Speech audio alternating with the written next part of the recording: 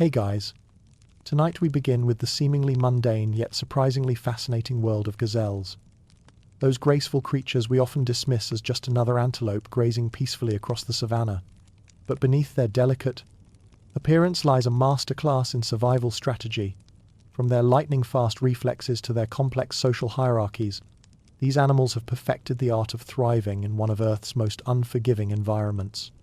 So, before you get comfortable, take a moment to like the video and subscribe, but only if you genuinely enjoy what I do here, and let me know in the comments where you're tuning in from and what time it is for you. It's all fascinating to see who's joining us from around the world now. Dim the lights, maybe turn on a fan for that soft background hum, and let's ease into tonight's journey together. So there you are, a few days into this whole being alive experiment, and you've discovered the one thing that makes existence tolerable: milk.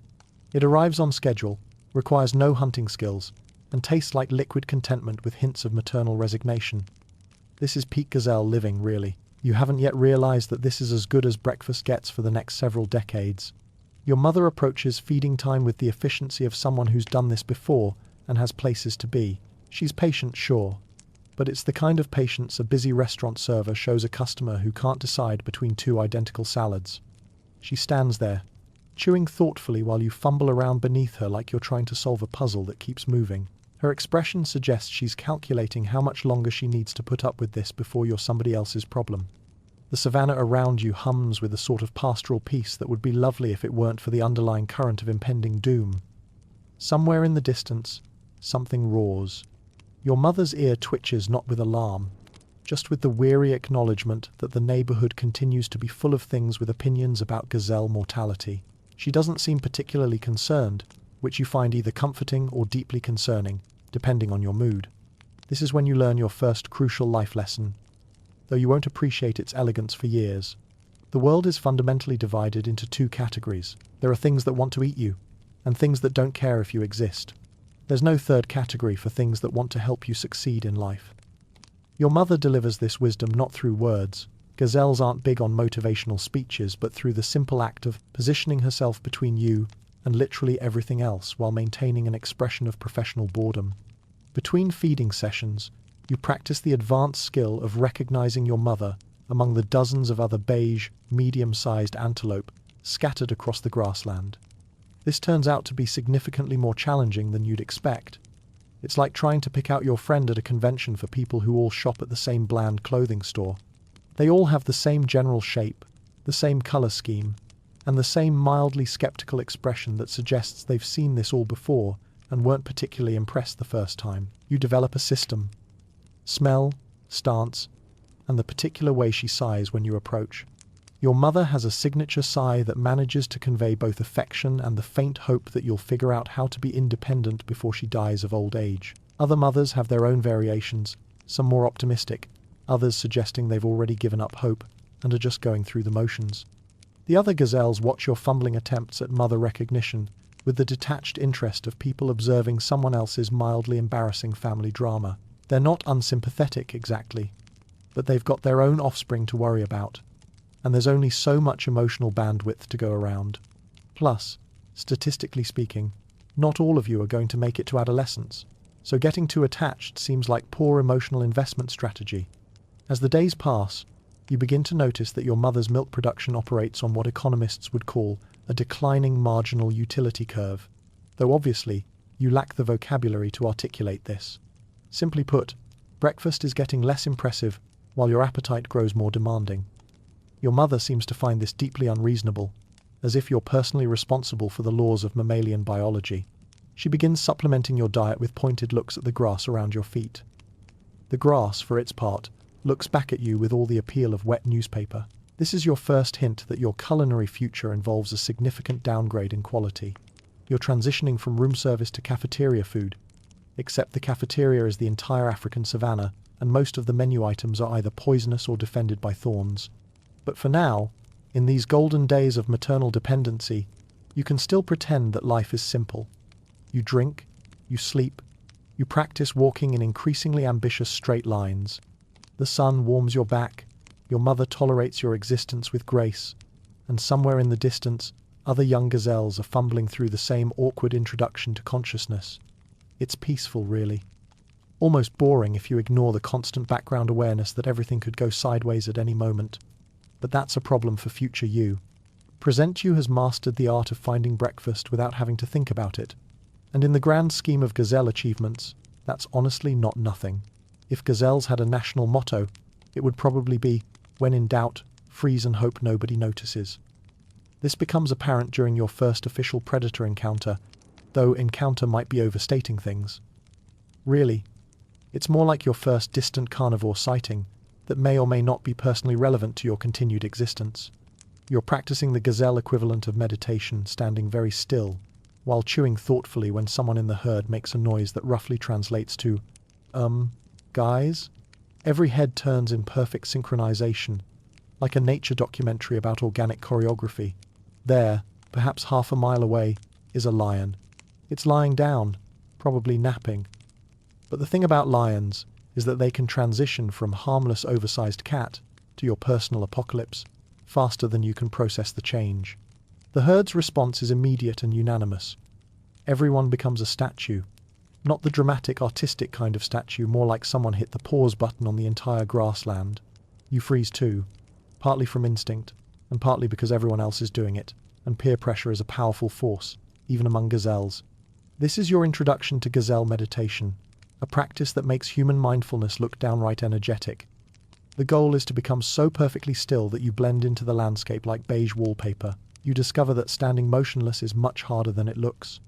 Your legs want to shift, your tail demands the right to twitch, and there's an itch on your shoulder that becomes increasingly urgent as the minutes tick by.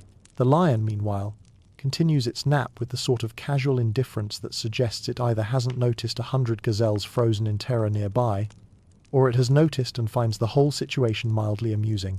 You stare at it with the focused intensity of someone watching a pot that refuses to boil, except the pot might wake up and eat you. Time moves like honey in winter. Your mother stands beside you, so still she could be mistaken for lawn furniture with an attitude. She's obviously done this before. There's a zen-like quality to her immobility that speaks of years of practice. You, on the other hand, are discovering that standing still is an active verb. It requires constant micro-adjustments, an ongoing negotiation between your desire to remain alive and your body's apparent conviction that now would be an excellent time to scratch something. After what feels like several geological eras, the lion yawns, stands up, and wanders away in the opposite direction. The collective sigh of relief from the herd sounds like a gentle wind through the grass. Everyone immediately goes back to grazing as if nothing happened, but you notice the casual way they all position themselves with clear sightlines to multiple escape routes. This becomes your new normal. Long stretches of peaceful grazing punctuated by moments of collective statue impression. You're too big now to hide completely behind your mother, but too inexperienced to know what constitutes a real threat versus a false alarm.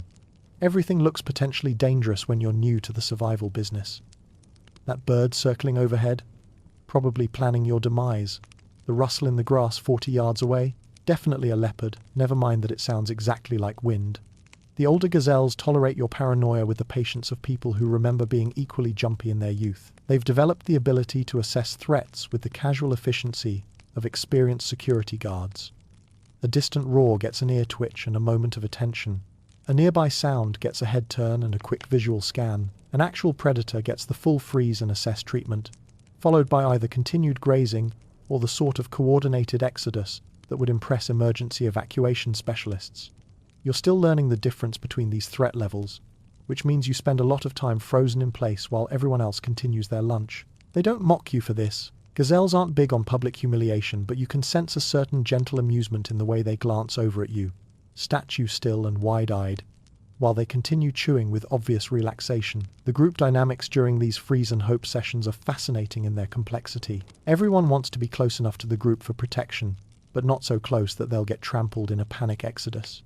There's an optimal spacing that maximizes both safety and escape routes, and every gazelle seems to have internalized these calculations without conscious thought. You haven't quite mastered this social geometry yet. You tend to either press too close to your mother, marking yourself as an inexperienced liability, or drift too far away, requiring swift repositioning when danger threatens. Finding that sweet spot of protective proximity without obvious dependence is apparently an advanced skill that comes with practice. During one particularly long predator standoff this time, involving what might be wild dogs in the far distance. You notice how the freeze response varies across age groups. The adults stand with casual alertness, ready to move but not particularly worried.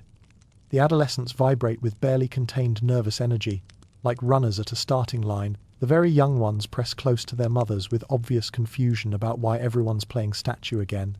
You fall somewhere in the middle, old enough to understand that standing still might save your life, young enough to find the whole process terrifyingly boring. Your legs ache, your attention wanders, and you develop a deep appreciation for the simple luxury of being allowed to move freely. When the all-clear finally comes, the distant dogs wander off to bother someone else. The return to normal activity feels like a celebration of basic motor function. This is how you learn that being a gazelle involves long periods of pleasant tedium, interrupted by moments of stark terror, followed by more pleasant tedium. It's not the most glamorous lifestyle, but it has a certain rhythm to it. Plus, you're getting quite good at the statue impression, which is definitely a skill that will serve you well in the years ahead. The transition from milk to grass represents your first real disappointment with adult life, though you lack the vocabulary to articulate it in such existential terms. What you can articulate, through increasingly pitiful looks at your mother, is that this new food situation is a significant downgrade from previous arrangements. It's like being moved from a 5-star restaurant to a cafeteria that only serves plain oatmeal, except the oatmeal is crunchy, sometimes bitter, and occasionally tries to stab you. Your mother approaches your culinary education with the same business-like efficiency she brought to everything else. She demonstrates the basic technique: lower head, open mouth, bite, chew, swallow, repeat. She makes it look simple, even peaceful. When you try it, you discover that grass has opinions about being eaten, and most of those opinions involve being tougher than expected and having a flavor profile that suggests disappointment with a hint of regret. The sheer variety of available vegetation is overwhelming. There's short grass, tall grass, grass with seeds, grass without seeds, grass that looks identical to other grass but apparently tastes completely different. Then there are the non-grass options. Broad leaves that might be delicious or might make you violently ill. Small flowering plants that look appealing but carry the ominous warning scent of probably a bad idea. And various shrubs that seem to exist primarily to teach you about the concept of natural selection through dietary mistakes. Your first week of independent grazing is marked by a series of increasingly educational errors. You try a leaf that tastes like it was seasoned with concentrated sadness. You sample a stem that immediately makes your mouth go numb in ways that suggest this plant has strong opinions about being consumed. You investigate a cluster of berries that smell wonderful and taste like nature's way of teaching you about trust issues. Your mother watches these culinary experiments with the sort of detached interest a scientist might show toward a not particularly bright lab rat. She doesn't intervene unless you're headed towards something that will actually kill you, operating under the apparently sound theory that you'll learn faster from your own mistakes than from her warnings. This turns out to be absolutely correct, though the learning process involves more gagging than you'd anticipated. The other young gazelles are going through the same process, turning the grassland into an unintentional comedy show of dietary trial and error. You watch one of your peers discover bitter herbs with an expression that suggests he's just questioned everything he thought he knew about the nature of food. Another finds herself chewing something that apparently requires more jaw strength than she currently possesses, leading to several minutes of increasingly frustrated mastication, before she gives up and tries to spit it out discreetly. There's also the thorn situation. Good grass, it turns out, has a tendency to grow near things with sharp points. This seems like poor environmental planning, but gazelles don't get to file complaints with the ecosystem. You learn to approach promising patches of vegetation with the caution of someone navigating a minefield, which is essentially what you're doing if the mines were replaced with plants that want to puncture your lips. Your first serious encounter with thorns happens during an ambitious attempt to reach some particularly lush grass growing near an acacia tree. The grass looks perfect green, tender, practically advertising itself as premium gazelle cuisine.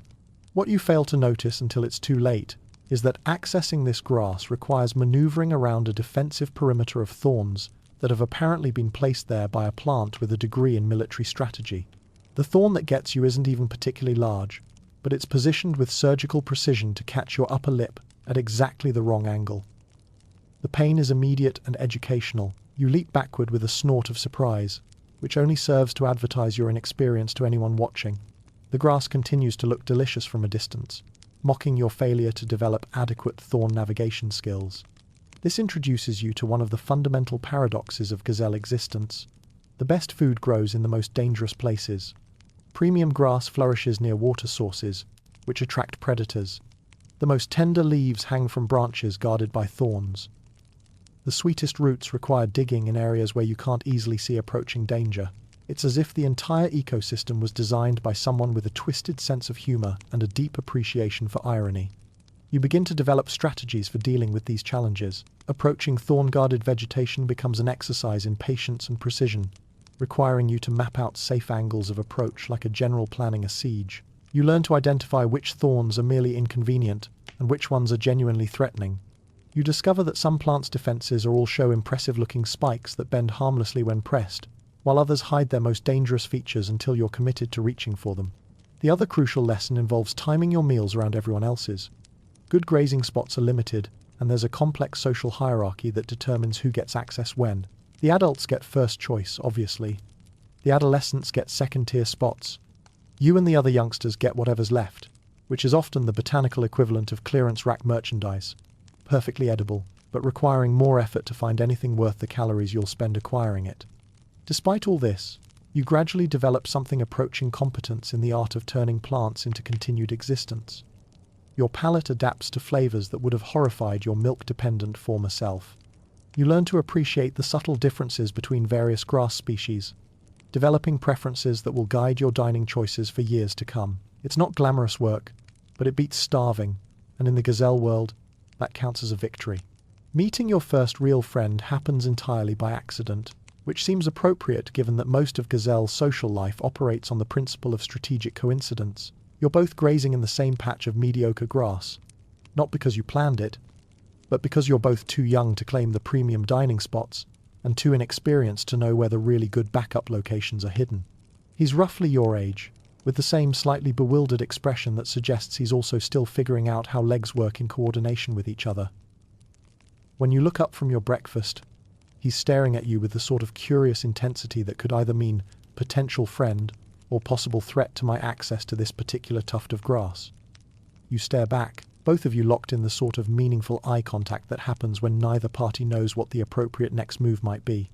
The standoff ends when you both notice a butterfly and turn to watch it with identical expressions of mild fascination. This shared moment of butterfly appreciation apparently constitutes a social contract, because from that point forward, you end up grazing near each other with increasing frequency. It's friendship by proximity, the most low-pressure form of social bonding available to creatures who don't have time for elaborate relationship negotiations. Your new friend, let's call him Spot, on account of a distinctive marking near his left ear, turns out to share your talent for finding ways to make simple tasks unnecessarily complicated. He's the one who discovers that trying to graze while walking leads to impressive collisions with immobile objects. He's also the one who figures out that some insects bite back when disturbed, a lesson he learns during an ambitious attempt to investigate a particularly colorful beetle. Together, you begin to navigate the complex social landscape of young gazelle society. There are unspoken rules about everything: where to stand during rest periods, how close is too close during grazing, which adult gazelles are safe to approach, and which ones will look at you like you've violated some fundamental law of nature by existing in their vicinity. The learning curve is steep, and the margin for error is roughly equivalent to the width of a blade of grass. The playground politics of gazelle childhood revolve largely around access to the best shade during midday rest periods. The prime real estate under the broadest acacia trees, with good sightlines in all directions, goes to the adults and the older juveniles. Everyone else gets to choose between inferior shade and no shade, which is like choosing between a lukewarm soda and no soda when you're dying of thirst. You and Spot develop a strategy that involves claiming decent secondary shade early, then defending it through the simple expedient of looking like you belong there. This works surprisingly well, mostly because other young gazelles are dealing with their own shade acquisition challenges and don't have the energy to mount serious territorial disputes. Plus, there's always the background awareness that making too much noise during rest time might attract the sort of attention nobody wants. The subtle art of gazelle communication turns out to be significantly more complex than your initial assessment suggested. Ear positions convey everything from mild interest to imminent panic, with a dozen gradations in between. Tail movements indicate mood, alertness level, and social availability for interaction.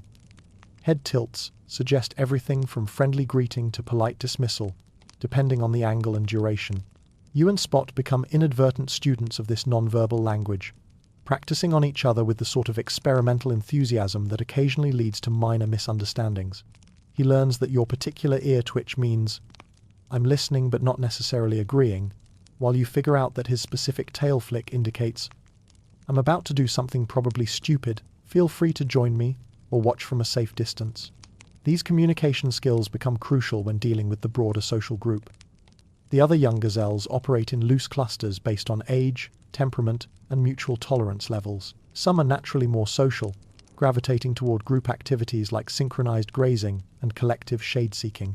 Others prefer the gazelle equivalent of being introverts, participating in group safety while maintaining emotional distance from the social drama. You find yourself somewhere in the middle of this spectrum, social enough to maintain friendships, independent enough to avoid getting caught up in the minor conflicts that occasionally flare up over access to resources or preferred grazing locations. It's a comfortable position that allows you to observe the group dynamics without being central to them, like being a regular customer at a coffee shop where you know everyone's name but aren't involved in the workplace gossip. The most important lesson you learn during these early social interactions is that friendship among gazelles operates on different principles than you might expect. It's less about shared interests, everyone's interested in the same things. Food, safety, not getting eaten, and more about compatible survival styles. You and Spot work well together because your approaches to staying alive complement each other. He notices things you miss, you spot dangers he overlooks, and together you form a more effective early warning system than either of you manages alone. As the weeks pass, your social circle expands to include a few other young gazelles with similar temperaments and risk tolerance levels. It's not a formal group. Gazelles don't form official clubs, but rather a loose association of individuals who've discovered they prefer each other's company to solitude. You graze together, rest together, and when danger threatens, you run in roughly the same direction at roughly the same speed. It's the beginning of understanding that survival, while ultimately an individual responsibility, benefits significantly from compatible companionship. In a world where everything wants to eat you, or doesn't care if you exist, finding others who share your commitment to continued existence is no small achievement. Your first dry season arrives like a slow-motion apocalypse, so gradual in its approach that you don't notice the change until you're already living in a completely different world. The grass that was once green and abundant begins to yellow, then brown, then disappears entirely in places, leaving behind patches of bare earth that look like the landscape is developing a skin condition. The acacia trees, once reliable providers of shade, seem to have given up on their leaves, creating shadow patterns that look more like suggestions than actual relief from the sun. Water, which used to be a given, always available somewhere within a reasonable walk, becomes a rumor. The smaller streams dry up first, leaving behind cracked mud that looks like puzzle pieces abandoned by a frustrated child. The waterholes shrink day by day, concentrating what's left into increasingly crowded social gatherings, where everyone tries to drink while keeping watch for the predators, who've obviously figured out that thirsty gazelles make excellent customers for their particular brand of customer service. You watch the adult gazelles approach this seasonal transition with the sort of grim competence that suggests they've been through this before and know exactly how unpleasant it's going to get. They begin adjusting their daily routines, grazing earlier in the morning and later in the evening to avoid the worst heat, seeking shade with the sort of strategic planning usually reserved for military operations. Their body language shifts from casual alertness to focused efficiency, like office workers who've just been told that layoffs are coming and job performance suddenly matters more than ever. Your own body begins changing in ways that feel both exciting and deeply inconvenient. Your legs grow longer at a rate that outpaces your brain's ability to recalculate their operation, leading to a period where walking feels like piloting unfamiliar machinery. You develop the gazelle equivalent of teenage awkwardness, all knees and enthusiasm, with a center of gravity that seems to have relocated without leaving a forwarding address. Spot is going through the same transformation, which provides some comfort in shared misery. Together, you practice the art of walking like drunk flamingos, occasionally tangling your increasingly lengthy limbs in ways that require careful negotiation to resolve. The adult gazelles watch these displays with expressions that suggest they remember their own awkward phases and are trying not to find your struggles too entertaining. The worst part isn't the physical awkwardness that's just embarrassing. The worst part is that your new height makes you too big to hide effectively behind your mother, but you're still too inexperienced to know what constitutes adequate cover on your own. You're caught in the no man's land between childhood and competence, visible to predators, but not yet skilled enough to rely entirely on your own judgment for survival decisions. This becomes apparent during a particularly tense encounter with wild dogs in the distance. The adults assess the threat and decide it's manageable far enough away that immediate flight isn't necessary, but close enough that attention is required. You, however, cannot shake the feeling that everything with teeth is personally invested in your demise. You spend the entire 20-minute standoff vibrating with nervous energy, ready to bolt at the first suggestion of movement from the distant carnivores. Your mother, standing beside you with characteristic patience, occasionally glances over with an expression that clearly communicates, "You're overthinking this, but I remember being young and convinced that everything wanted to kill me, so I'll allow it." It's not particularly comforting, but it's better than outright mockery, which you suspect you deserve for your obvious paranoia. The dry season also brings your first real appreciation for the concept of scarcity. Food becomes a competitive resource rather than an abundant given. The good grazing areas attract crowds, creating social dynamics that feel more like urban rush hour than the peaceful pastoral existence you've grown accustomed to. Everyone wants access to the remaining green patches, but there's only so much premium real estate available, leading to the sort of polite territorial disputes that gazelles specialize in. Lots of meaningful stares and strategic positioning, but very little actual confrontation. You and Spot learn to identify the secondary grazing areas that everyone else overlooks. Small patches of grass that aren't immediately obvious, areas near thorny bushes that require careful navigation, but offer decent nutrition without the crowds. It's like discovering hole-in-the-wall restaurants that serve perfectly good food without the lines and inflated prices of the popular spots. The older gazelles begin to earn your genuine admiration during this period. They navigate the challenges of the dry season with the sort of calm competence that makes difficult survival look almost routine. They know where to find water when the obvious sources fail, how to locate edible vegetation in areas that look completely barren to your inexperienced eye, and most importantly, how to remain alert for danger while conserving energy for the long haul. You study their techniques with the focused attention of someone taking notes for a final exam, where the grade is literally life or death. The way they position themselves for optimal scanning while resting.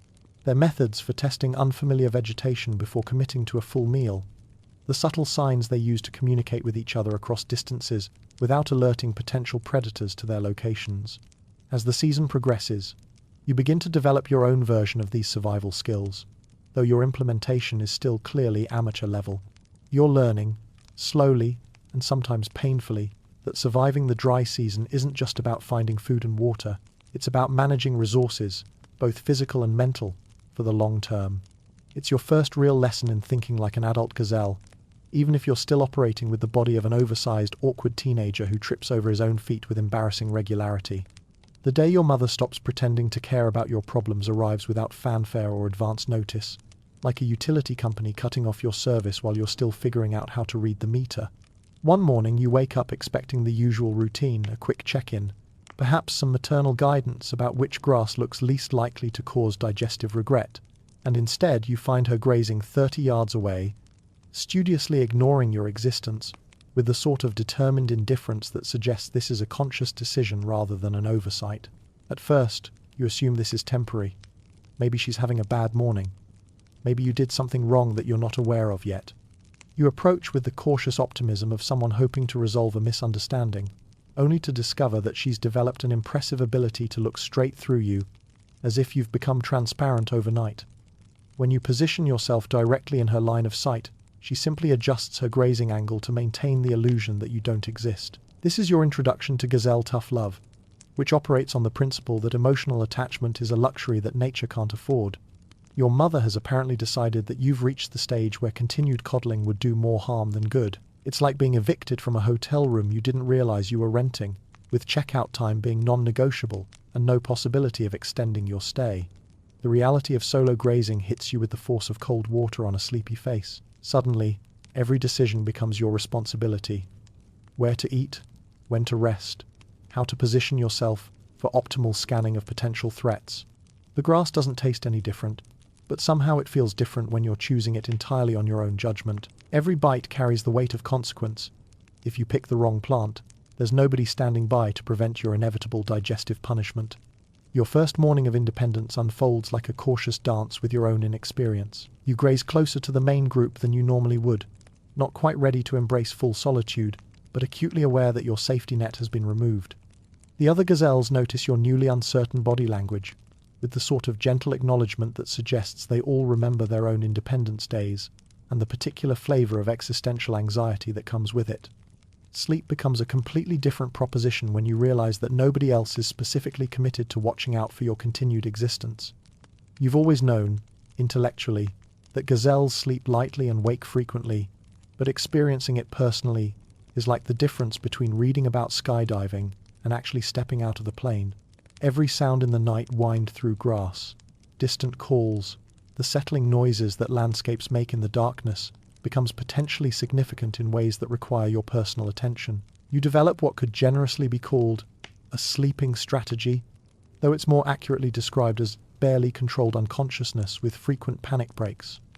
You position yourself where you can see the maximum amount of surrounding area, then spend the night cycling between light dozing and sudden alertness as your brain processes every whisper of sound as potentially life-threatening.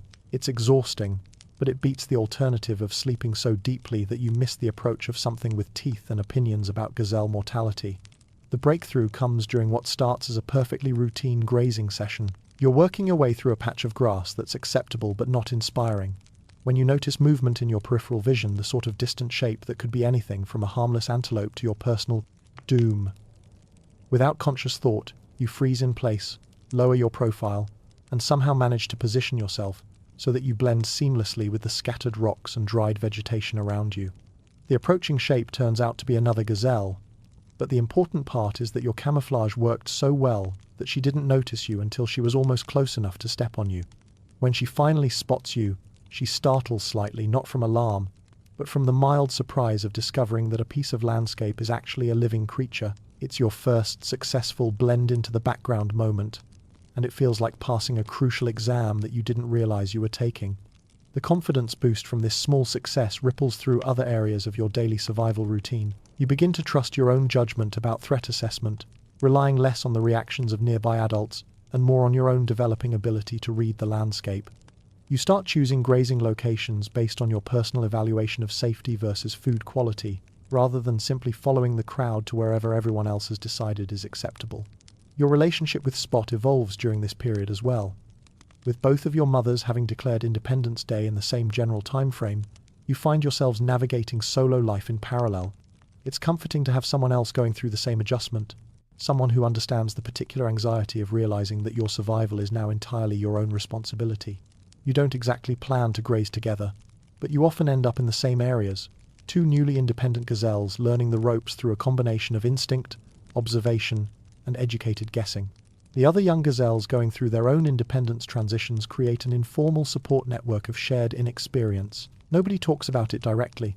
Gazelles aren't big on group therapy sessions, but there's a subtle solidarity in the way you all position yourselves within sight of each other, close enough for mutual benefit, but far enough apart to maintain the fiction that you're all perfectly capable of handling solo life. As the weeks pass, what initially felt like abandonment begins to feel more like graduation.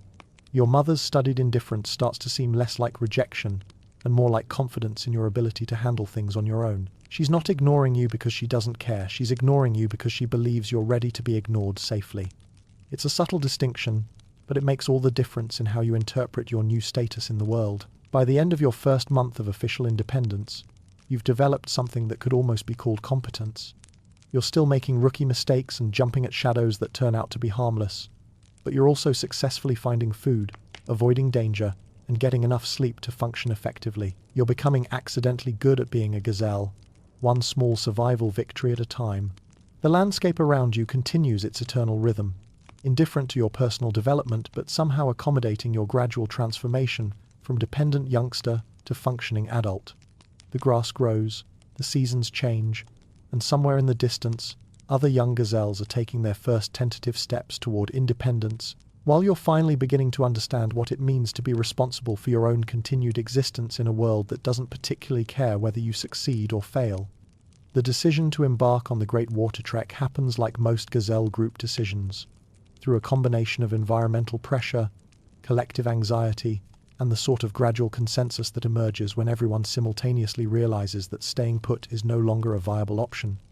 The local water sources have been reduced to cracked mud and optimistic thinking, making it clear that survival requires relocating to areas where water still exists in liquid form, rather than as a fond memory. The herd's preparation for this journey resembles nothing so much as a family road trip planned by committee. If the family consisted of 100 individuals with varying opinions about route selection and no access to GPS, the older gazelles remember previous treks and have strong feelings about direction, timing, and the optimal balance between speed and caution. The middle-aged gazelles have theories based on their own limited experience. The younger adults want to prove their competence by contributing strategic insights that may or may not be helpful. You find yourself in the position of someone being invited on an expedition where everyone assumes you understand the basic concept, but nobody bothers to explain the details because they think it's obvious. The general plan, as far as you can determine through careful observation and strategic eavesdropping, involves walking in a particular direction for an unspecified amount of time until you encounter water sources that may or may not still exist when you arrive. Navigation by committee turns out to be exactly as efficient as it sounds. The group sets off in what appears to be a unified direction, only to have someone remember that the last time they tried this route, there were complications involving predators, impassable terrain, or water that had mysteriously relocated since their previous visit. This leads to consultation sessions that look like outdoor board meetings, with various gazelles presenting their cases for alternative routes through a combination of meaningful stares and strategic positioning. The compromise solution, because there's always a compromise solution, involves taking a route that nobody thinks is optimal but everyone can live with. It's longer than the direct path, more circuitous than the scenic route, and manages to combine the disadvantages of both while offering the benefits of neither. But it's a decision everyone can support, which in gazelle politics counts as a victory. The actual journey unfolds like a nature documentary filmed by someone with attention deficit disorder. Long stretches of rhythmic walking across increasingly barren landscape are punctuated by sudden stops for threat assessment, route consultation, and the occasional discovery that someone's basic assumption about local geography turns out to be completely wrong. You develop a deep appreciation for the phrase, "Are we there yet?" even though gazelles don't actually use phrases. Your first river crossing represents a milestone in your education about why water is both essential for survival and potentially hazardous to your health. The river in question isn't particularly wide or fast-moving, but it contains what the tourism board might diplomatically describe as local wildlife with strong territorial instincts.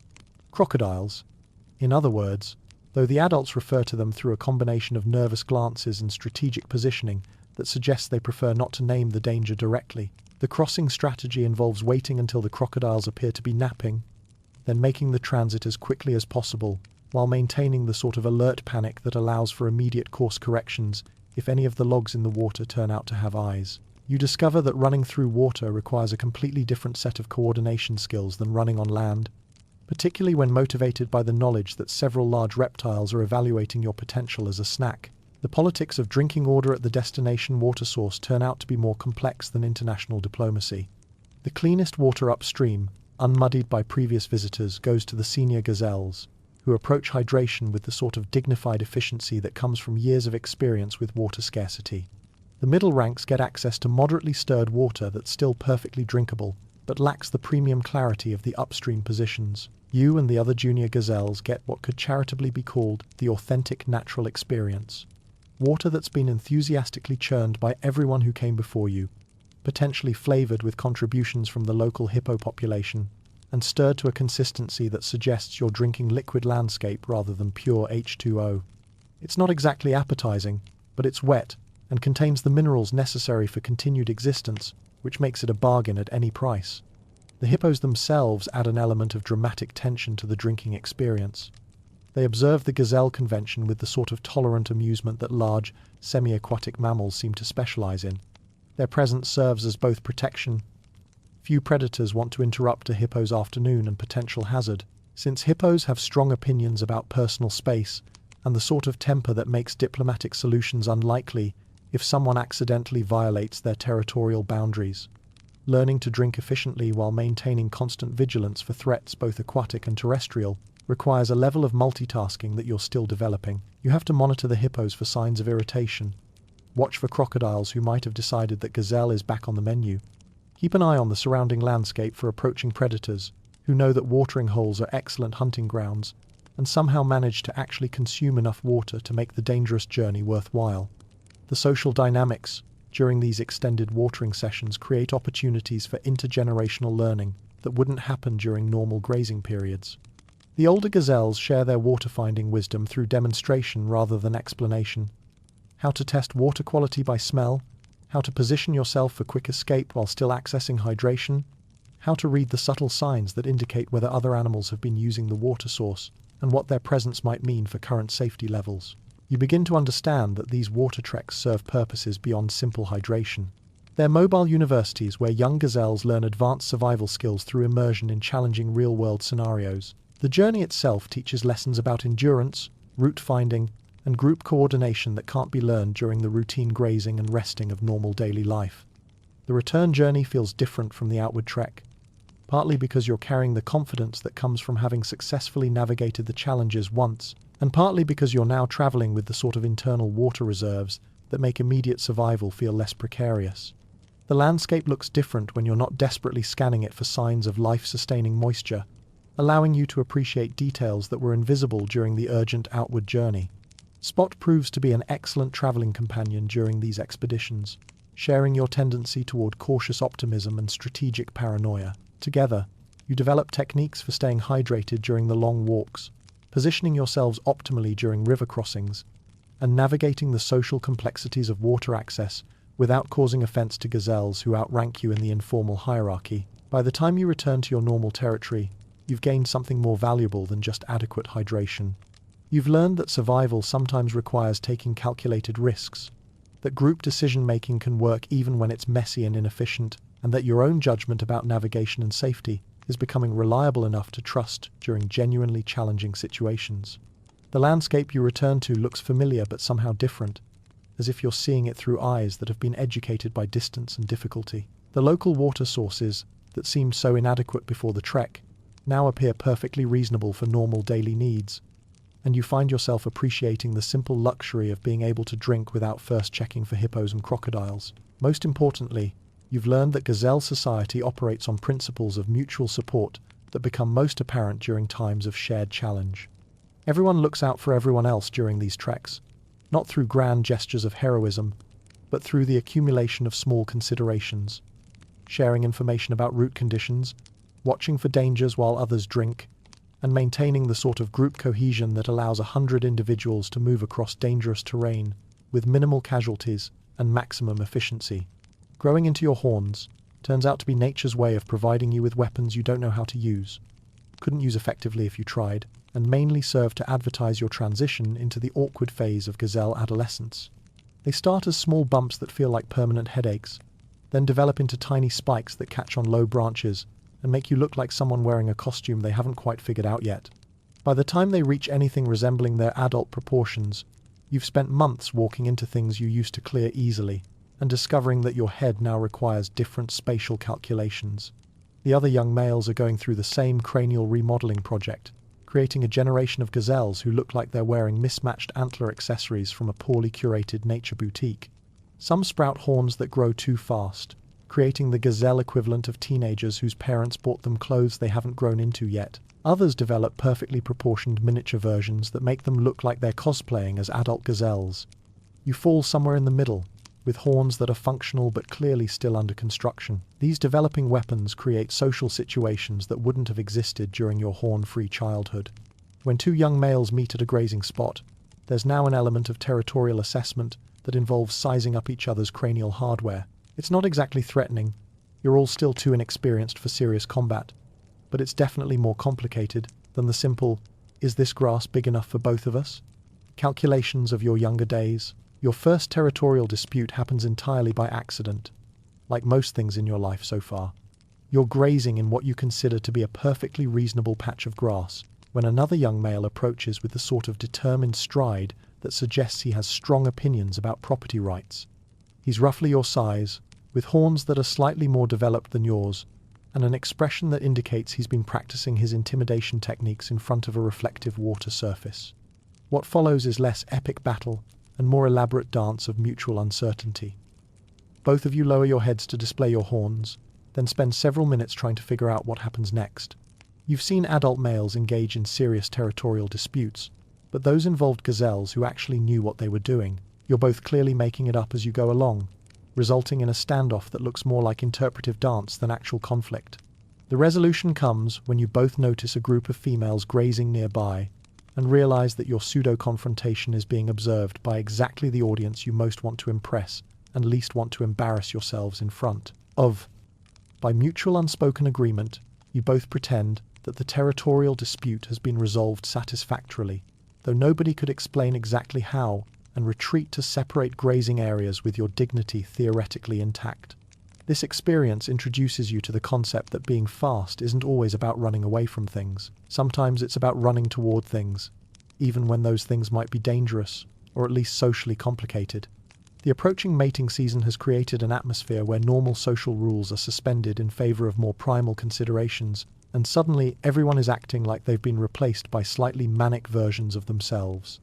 The adult males have developed an intensity that makes them seem like they're constantly calculating something important but refusing to share their work. They move with purposeful energy that suggests they're all simultaneously late for crucial appointments. Their interactions with each other become charged with the sort of tension that makes bystanders nervous, like watching people argue in a language you don't understand but recognizing the tone.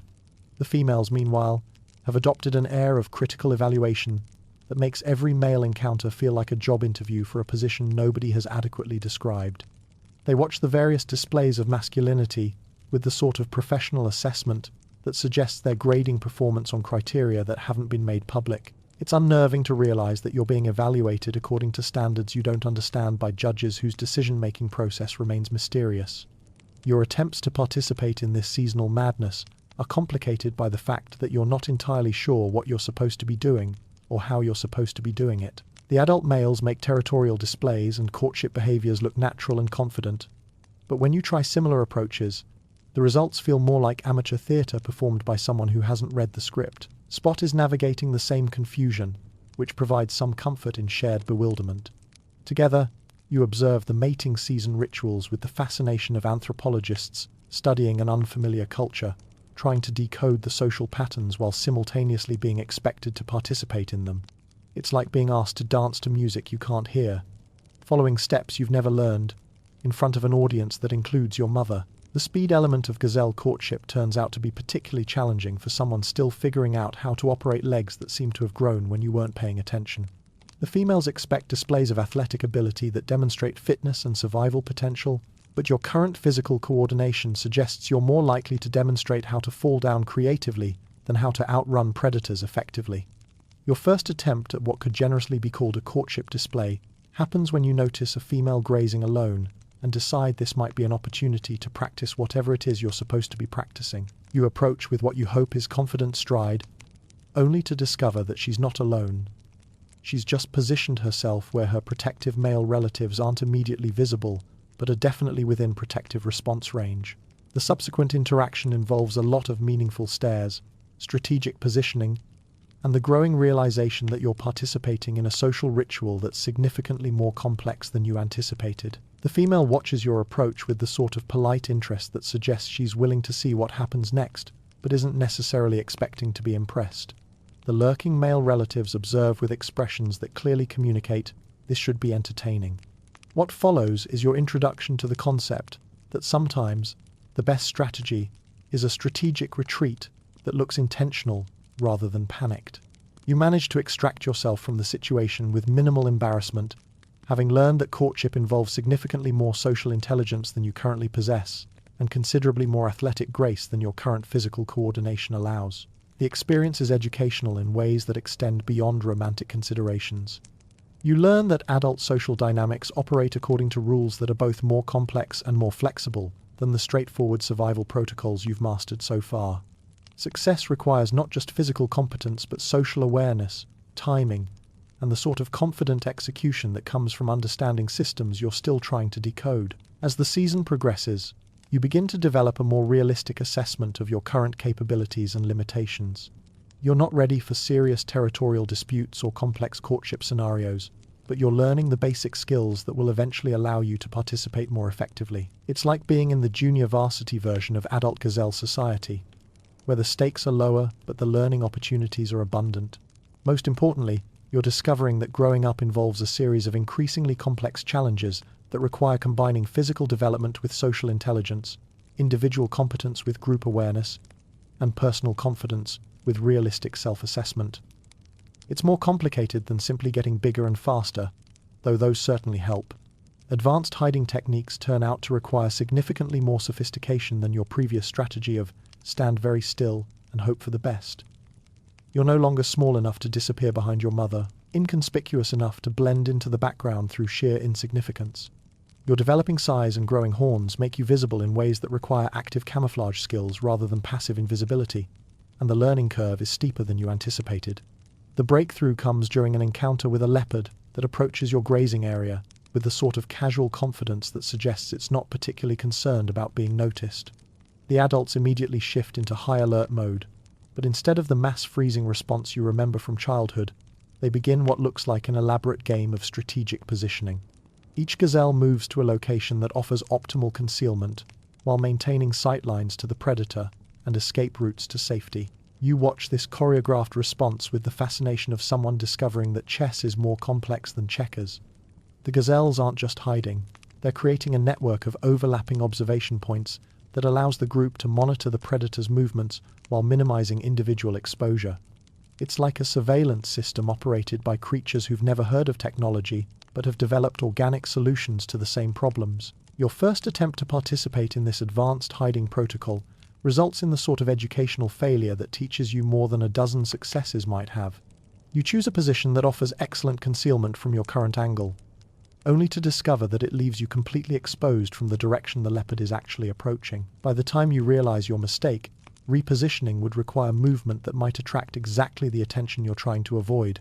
The leopard passes within 20 yards of your inadequate hiding spot, and you get your first close-up look at something that considers you a potential menu item. It's simultaneously more and less intimidating than you expected, smaller than your imagination had suggested, but radiating the sort of focused predatory competence that makes size irrelevant. It moves with liquid efficiency, every step calculated for maximum information gathering and minimum energy expenditure. What strikes you most about this encounter is the leopard's apparent indifference to your presence. It clearly knows you're there. Its awareness of the surrounding gazelle population is obvious in the way it scans the area, but you're not currently registering as worth the effort required to pursue you. It's like being evaluated for a job you didn't apply for and found insufficiently interesting to merit an interview. Reading the landscape for danger signs becomes your new obsession following this educational experience. You begin to notice details that previously escaped your attention. The way bird behavior changes when predators are in the area, how the sound patterns of insects shift during the approach of carnivores, the subtle alterations in wind-carried scents that indicate the presence of creatures with dietary interest in gazelles. The acacia trees, which you'd previously considered primarily as sources of shade and occasional food, reveal themselves to be complex information systems.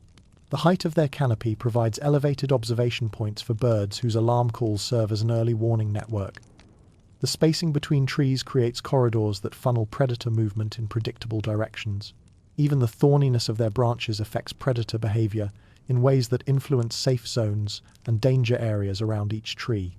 Water sources, you learn, operate as both essential resources and hazardous social gathering points, according to principles that vary by time of day, season, and local predator populations.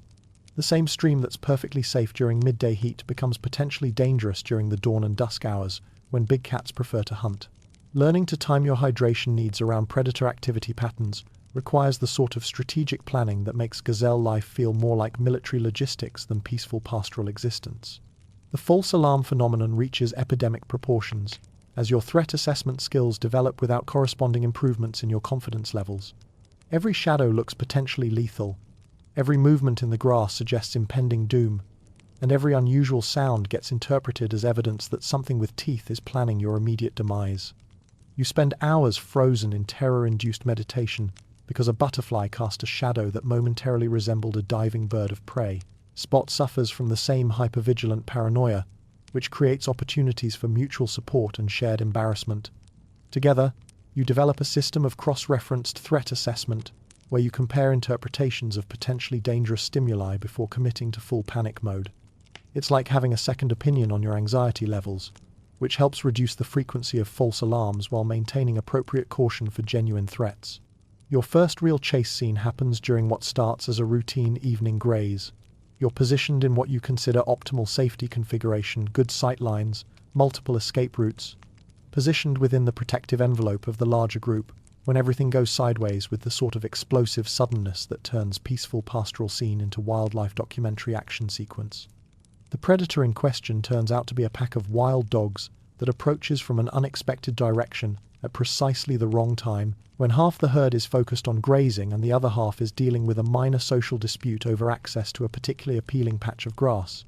The result is the sort of coordinated panic that looks like chaos but actually follows predictable patterns based on individual positioning, group dynamics, and terrain features. You discover that running for your life involves a completely different skill set than casual locomotion.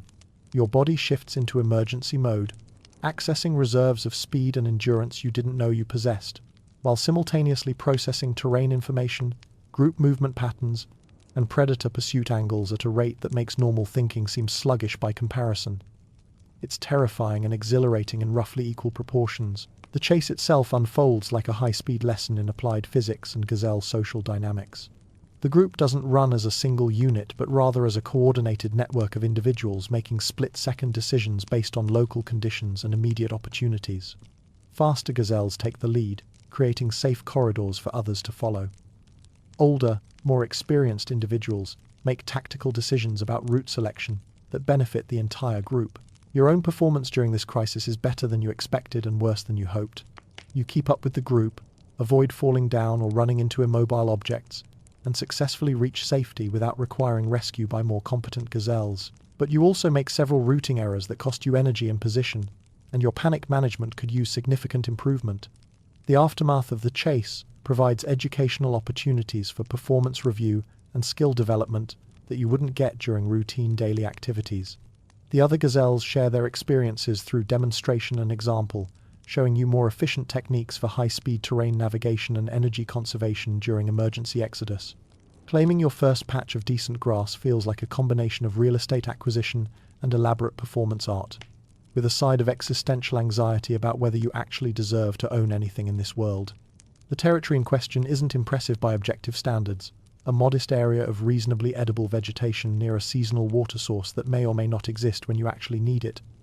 But it's yours, in the sense that you've decided to defend it against other gazelles who might have similar ideas about property ownership. The selection process involves more strategic thinking than you've previously applied to anything in your life. You need grass quality that justifies the energy expenditure of territorial defense, but not so premium that you'll attract challenges from gazelles who outclass you in both experience and horn development. You need water access that's reliable, but not so desirable that it becomes a contested resource requiring constant vigilance. You need sightlines that allow threat detection, while providing adequate cover for the times when standing very still becomes your primary survival strategy. After weeks of reconnaissance that would impress military intelligence specialists, you settle on a location that meets most of your criteria and seems unlikely to trigger immediate territorial disputes with neighbors who could easily evict you through superior force or social pressure. It's like choosing an apartment in a neighborhood where you can afford the rent but aren't entirely sure you belong yet. The actual claiming process involves a lot of meaningful grazing in strategic locations, combined with the sort of casual marking behaviors that establish presence without appearing overly aggressive. You're essentially hanging up a sign that says, "Occupied by someone who hopes you won't test whether he can actually defend this place." But gazelles communicate these messages through subtlety rather than explicit signage. Your neighbors turn out to be a mixed collection of gazelles at various stages of territorial competence.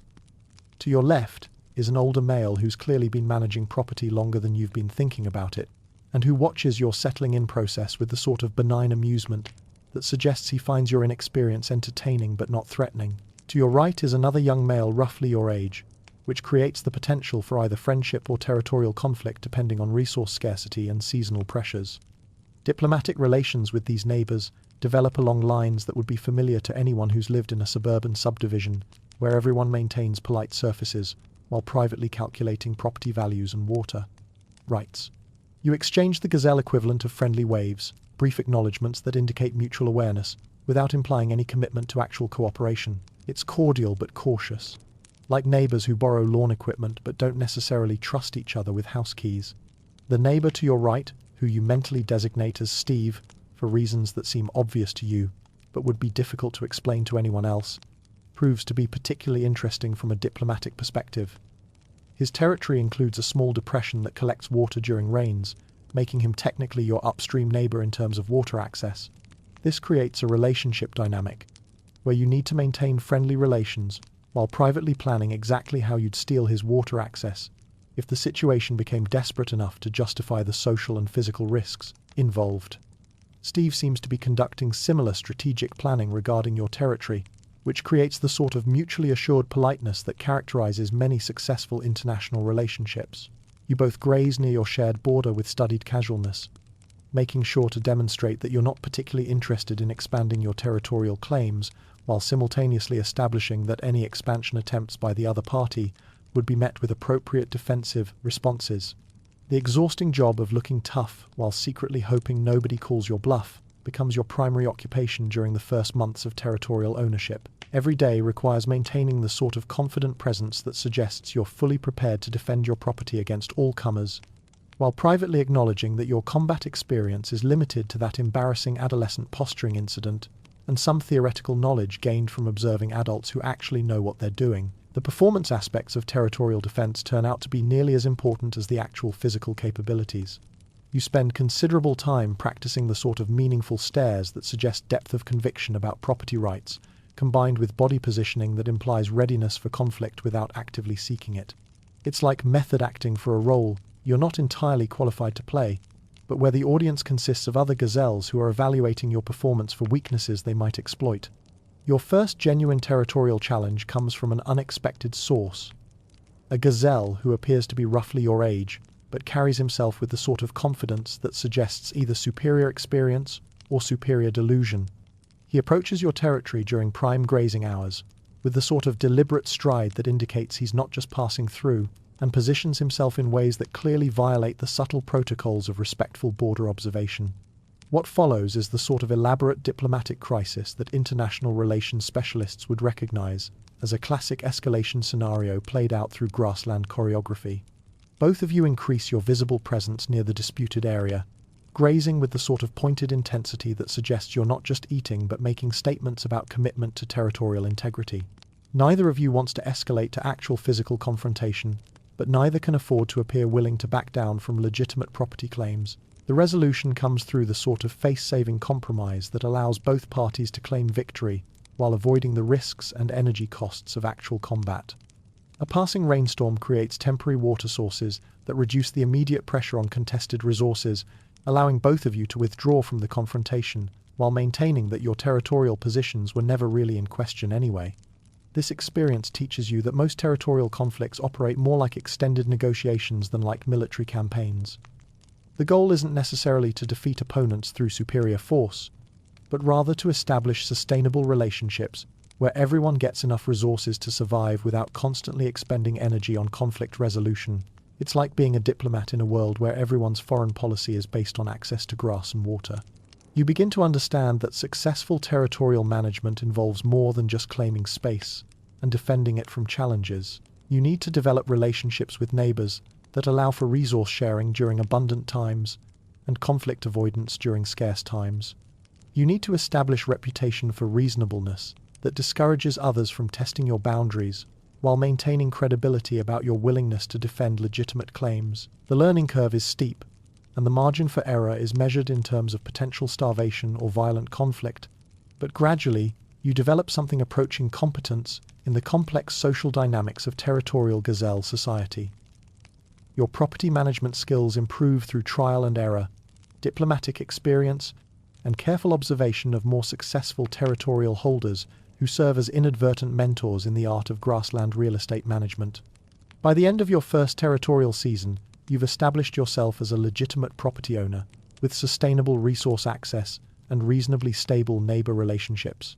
It's not glamorous work, and the property values in gazelle real estate are subject to dramatic fluctuations based on rainfall and predator activity, but you've successfully transitioned from landless wanderer to someone with a stake in the local community and a place to call home, at least until the next drought forces everyone to reconsider their attachment to particular patches of grass. The mating season arrives like a weather system that changes not just the atmospheric pressure, but the fundamental social physics of gazelle society, transforming previously rational individuals into performers in a biological theatre where everyone's simultaneously trying to be the star, the critic, and the audience. You wake up one morning to discover that the males around you have developed the sort of intense focus usually reserved for life or death situations. Except, instead of avoiding predators, they're all desperately trying to convince the females that they represent the best possible genetic investment opportunity currently available on the savanna. Your own participation in this seasonal madness begins with the sort of confidence that comes from complete ignorance of what you're actually getting yourself into. You've observed mating season from the sidelines for years, watching older males engage in elaborate courtship displays with the detached interest of someone watching foreign films without subtitles. Now it's your turn to discover whether you've learned anything useful from all that observation, or whether you're about to embarrass yourself in front of exactly the audience you most want to impress. The courtship rituals, it turns out, involve dance moves that would indeed embarrass your ancestors, if your ancestors had any capacity for shame regarding reproductive strategies that prioritize enthusiasm over elegance. The basic choreography involves a combination of athletic displays, territorial demonstrations, and what could generously be called interpretive dance, all performed with the sort of desperate intensity that suggests the continuation of your genetic line depends entirely on your ability to make synchronized leaping look graceful and purposeful. Your first attempt at what the wildlife documentaries call courtship display happens when you notice a female grazing near your territorial boundaries, with the sort of casual elegance that suggests she might be worth impressing. If you could figure out how to be impressive, she's examining your grass with professional interest, which you interpret as a positive sign about your property management skills and, by extension, your potential as a mate who can provide quality real estate for future offspring. You approach with what you hope is confident swagger, only to realize that swagger is significantly harder to achieve when you're simultaneously trying to showcase your physical fitness, demonstrate your territorial security, and maintain the sort of alert vigilance that prevents you from being eaten while distracted by romantic considerations. The result is a gait that suggests you're either suffering from a minor neurological condition or attempting to walk while solving complex mathematical equations. The female watches your approach with the sort of polite attention that could indicate either genuine interest or professional courtesy, while she evaluates whether you're worth the energy expenditure of continued observation. Her expression suggests she's seen this performance before and is applying evaluation criteria that remain mysterious to you but are clearly more sophisticated than showed up and tried hard. Competition with other males turns out to operate like athletic events where the scoring system is complicated, the judges' preferences are unknowable, and second place doesn't just mean losing, it means genetic extinction, or at least genetic disappointment. You find yourself participating in impromptu speed competitions that start as casual grazing and escalate into full contact demonstrations of cardiovascular fitness and obstacle navigation skills.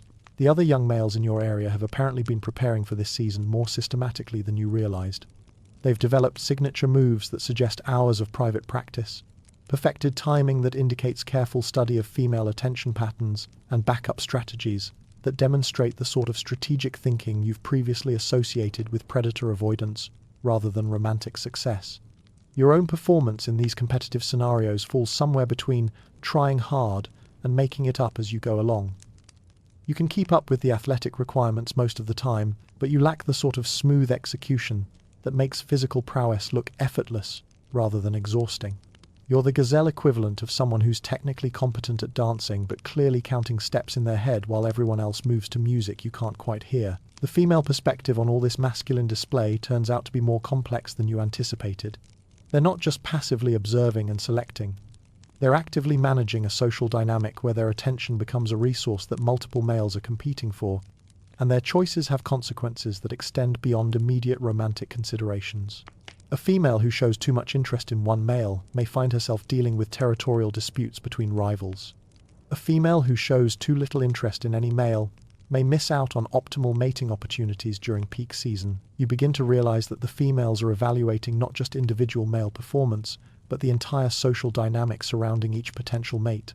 They're assessing territorial quality, competitive position relative to other males, likely success in future resource competition, and compatibility with their own survival strategies and offspring rearing requirements. It's like being evaluated for a job where the interview process involves athletic competition, real estate assessment, and personality compatibility testing, all conducted simultaneously while maintaining awareness of environmental threats. Your first serious romantic interaction happens with a female who approaches your territory during what appears to be a systematic evaluation tour of available males in the area. She grazes at your borders with the sort of professional thoroughness that suggests she's conducting due diligence on a potential investment, examining both your grass quality and your defensive capabilities through careful observation of your responses to her presence. The ensuing courtship dance involves more subtlety than you expected and more athletic demand than you prepared for. She leads you through a series of tests that evaluate your speed, endurance, coordination, and ability to maintain performance under pressure, while simultaneously monitoring the environment for threats. It's like being asked to demonstrate your job qualifications while taking a final exam in a subject you've never studied. Your performance is adequate rather than inspiring.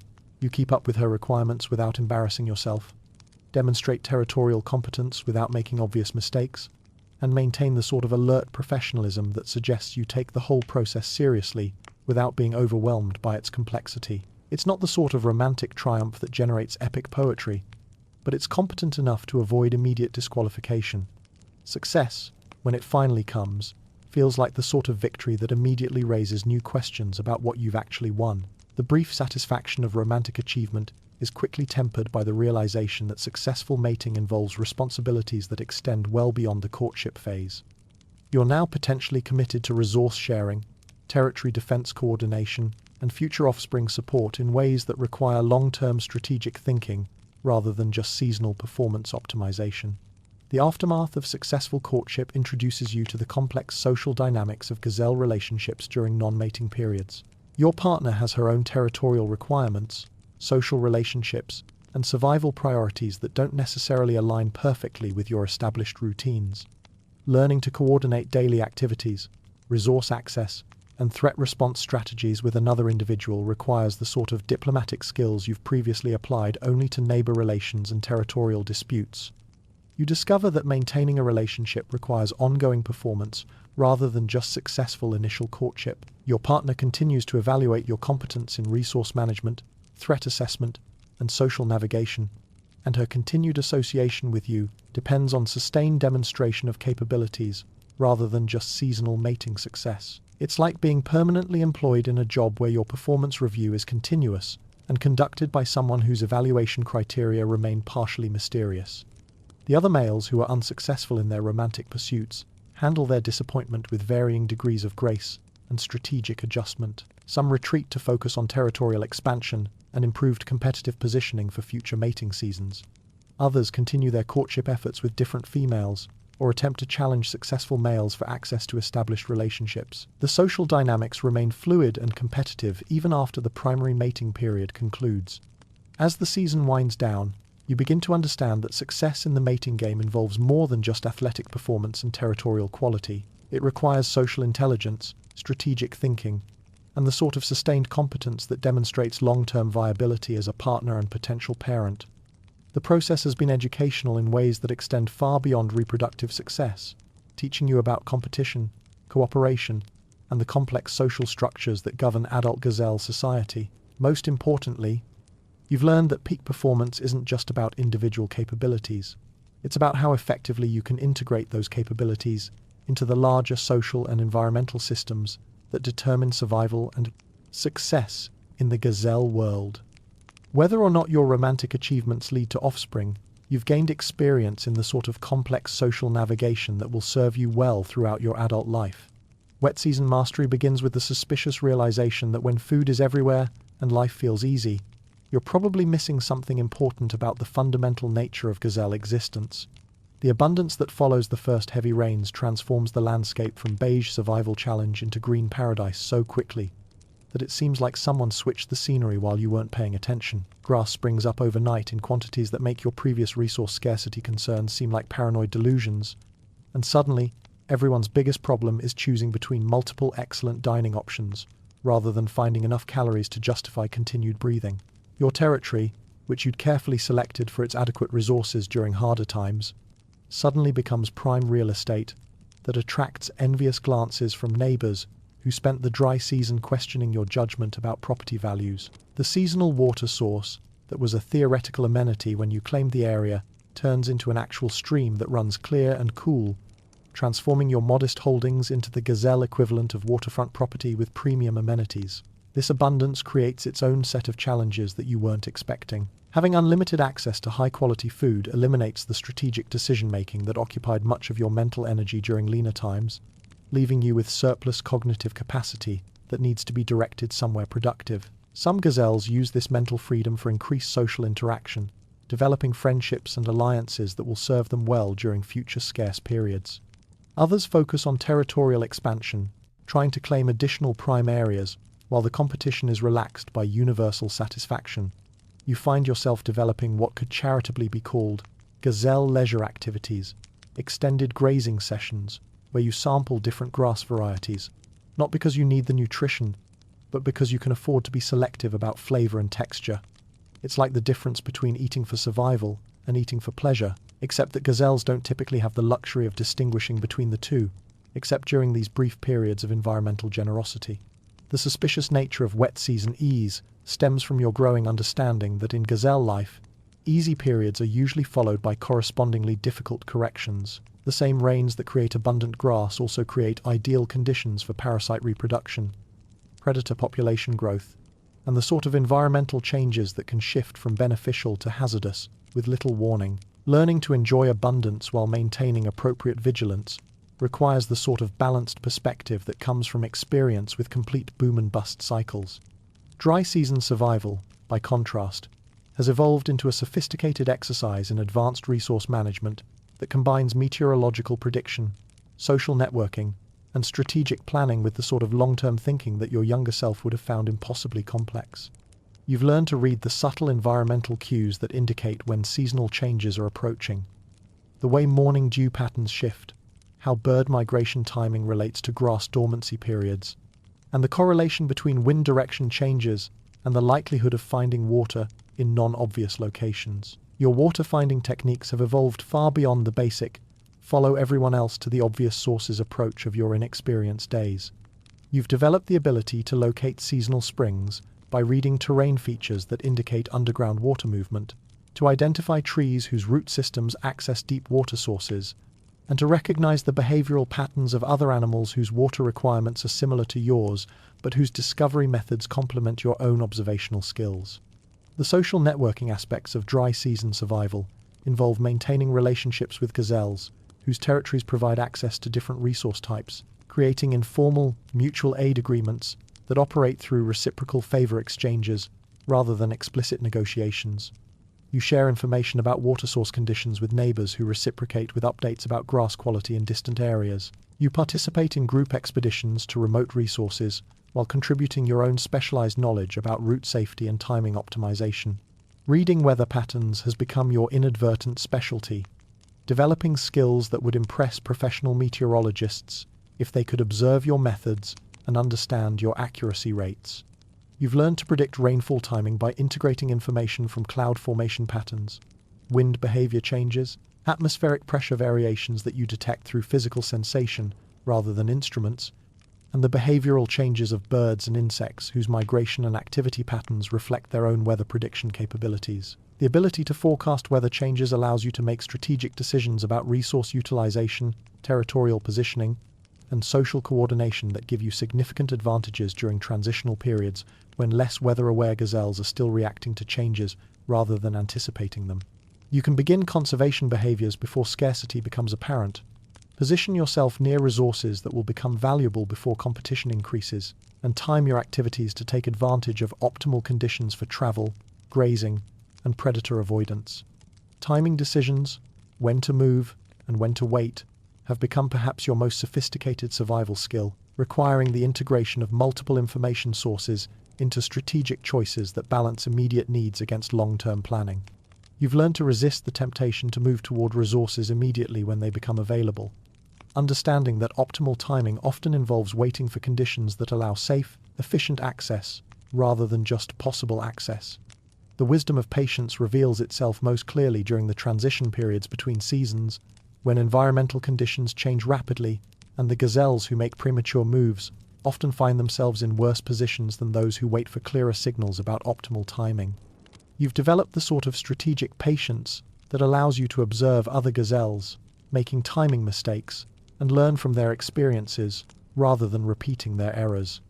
Your seasonal mastery extends beyond just personal survival, to include the sort of community leadership that comes from demonstrated competence in pattern recognition and strategic thinking. Younger gazelles observe your seasonal preparation behaviors and timing decisions, learning through imitation rather than instruction.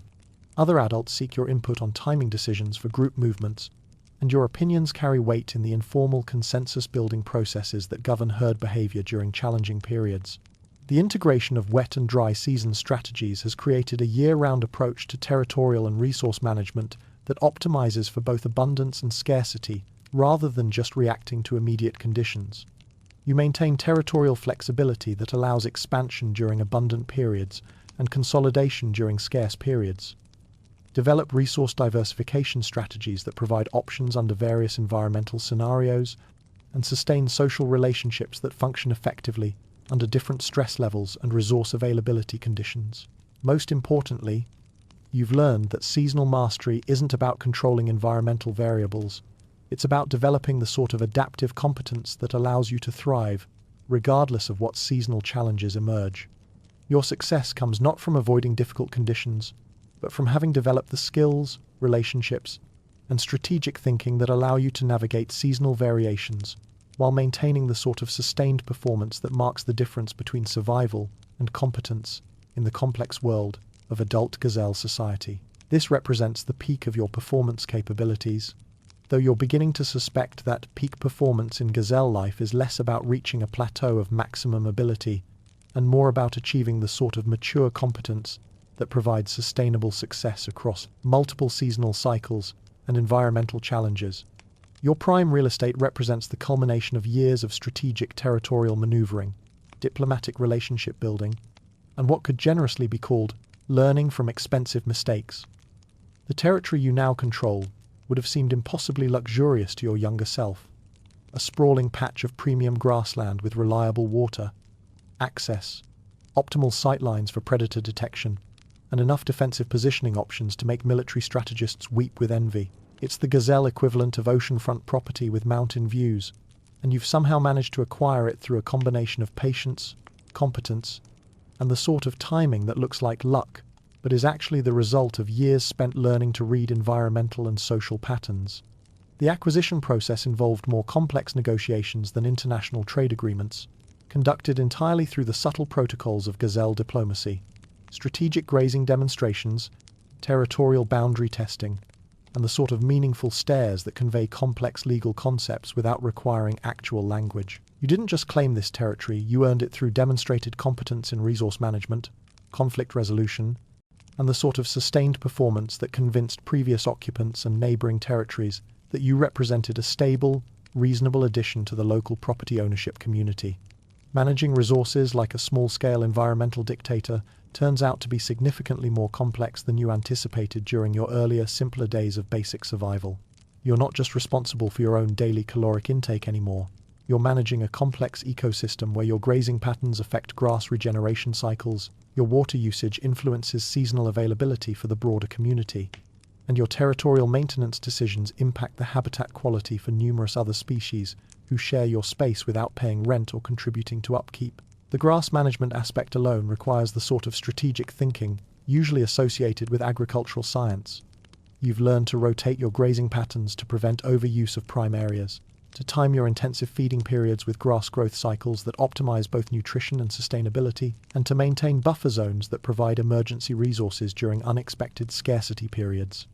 It's like being a rancher whose livestock is yourself, and whose long-term business plan depends on maintaining ecosystem health rather than maximizing short-term production. Water resource management involves even more complex considerations, since your territory's water access affects not just your own hydration needs, but your relationship with neighbors, your attractiveness to potential mates, and your vulnerability to seasonal fluctuations that could transform your premium real estate into worthless desert overnight. You've developed sophisticated understanding of seasonal water patterns, underground flow systems, and the delicate balance between sharing access with community members and maintaining sufficient reserves for your own survival during drought periods. The younger gazelles who periodically appear at your territorial boundaries with ambitious ideas about property acquisition provide endless entertainment, mixed with occasional genuine concern about your ability to maintain control resources you've worked years to secure. They approach your territory with the sort of confident ignorance that you remember from your own youth, convinced that your success is primarily the result of luck rather than competence, and that their superior energy and enthusiasm will easily overcome your experience and strategic positioning. These challenges take various forms, from direct territorial testing, where young males position themselves in ways that clearly violate established boundary protocols, to more subtle approach strategies that involve gradual encroachment combined with diplomatic courtesy, designed to make confrontation seem unreasonable. You handle these situations with the sort of calm competence that comes from having dealt with similar challenges before, using just enough force to establish your continued territorial control, while avoiding the sort of exhausting conflicts that would drain resources better spent on actual territory management. The most amusing challenges come from gazelles who've clearly been practicing their territorial acquisition techniques on less experienced opponents, and assume that the same strategies will work against someone who's been managing prime real estate for years. They arrive with elaborate posturing displays and carefully rehearsed intimidation techniques, only to discover that you've seen these performances before and developed countermeasures that neutralize their effectiveness while requiring minimal energy expenditure on your part. Your responses to these territorial challenges have evolved into something resembling professional competence mixed with educational public service. You defend your boundaries with just enough demonstration of capability to discourage continued testing, while simultaneously providing the sort of practical education that helps young gazelles understand the difference between theoretical territorial ambition and the actual skills required for successful property management. It's like being a teacher who educates through practical demonstration rather than classroom instruction. The satisfaction of territorial competence is complicated by the growing awareness that you now have something genuinely valuable to lose, which adds layers of anxiety to daily life that didn't exist during your earlier, simpler days of basic survival, when you owned nothing but your ability to find grass and avoid predators. The worst-case scenario involved personal death or injury. Now you're managing complex assets that represent years of accumulated investment, and the potential losses extend far beyond immediate personal survival concerns.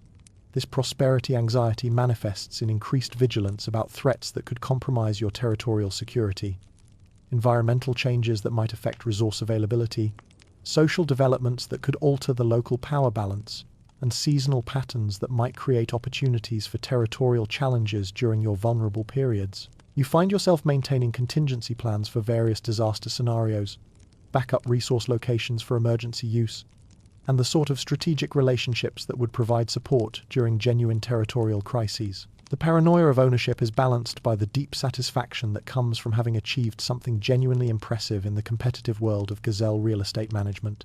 You wake up each morning in territory that provides everything you need for comfortable survival, surrounded by resources you've carefully cultivated and maintained, with neighbors who respect your competence and boundaries that reflect years of successful territorial diplomacy.